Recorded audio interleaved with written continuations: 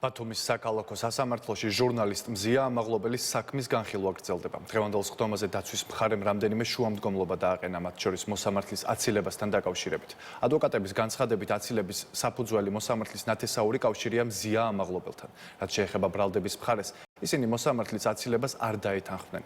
თავად მოსამართლემ აცილებაზე უარი თქვა. კიდევ ერთი შუამდგომლობა, რომელიც დაცვის მხარემ წარმოადგინა, მოწმეთა დაკითხვა იყო, რომლებიც მათი განმარტებით მზია ამაღლობელის დაკავებას უშუალოდ შეესწრნენ. ასევე იმ ადამიანების დაკითხვაზე თხოვენ, ვინც დაკავების ოქმი შეადგინა და მონაწილეობა მიიღო მზია ამაღლობელის დაკავებაში. ბრალდების მხარე მოწმეთა დაკითხვის წინააღმდეგი იყო, ვინაიდან მათი განმარტებით პიროვნება, რომელმაც დაკავების ოქმი შეადგინა, დაკავების უშუალო მომსწრე არ იყო და ეს პროცესს გააჭიანურებს. მოსამართლემ მოწმეთა დაკითხვის შუამდგომლობა დააკმაყოფილა. ღიად დატოვა მხოლოდ ორი მოწმის, ირაკლი დგებუაძისა და გრიგოლ ბესელიას დაკითხვა.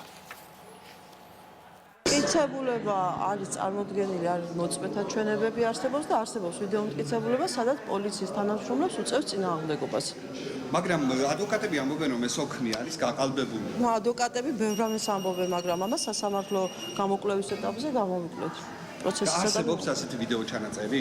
რა თქმა უნდა, არსებობს. ასეთი მტკიცებულება საქმეში არ არსებობს, რომელიც დაადასტურებდა, რომ მზია ამაღლობელმა 173 მუხლი ჩაიდინა და ადმინისტრაციული დაკავების ეპიზოდი ამას მოყვა. ასეთი მტკიცებულება არ არის. ჩვენ გვაქვს პირიქით მტკიცებულებები, რომელიც ადასტურებს თუ რას მოყვა მზია ამაღლობელის პირველი დაკავება. ეს იყო სტიკერის გაკვრა კედელზე. ეს სტიკერი იყო ისეთი, რომელიც ადვილად მოძრა ამ კედელს და არავითარ კვალს არ ტოვებდა და არ აზიანებდა კედელს, თუმცა როგორც აღმოჩნდა, მას შემდეგ, როდესაც მიხვდნენ, რომ ამ მუხლით დაკავების უფლება არ ჰქონდათ საერთოდ მზია ამაღლობელის, მაგრამ ის უკვე დაკავებული იყო ადმინისტრაციული წესით, მათ მოიგონეს ახალი ვერსია, რომ თითქოს მზია ამაღლობელი პოლიციელებს შეურაცხყოფას აყენებდა. ეს არის სრულიად მცდარი ინფორმაცია, სწორედ ამიტომ ვამბობთ ჩვენ, რომ ოქმები არის გაყალბებული, ის შეიცავს არასწორ ინფორმაციას, გაყალბება ნიშნავს, რომ მასში არასწორი ინფორმაცია მოცემული.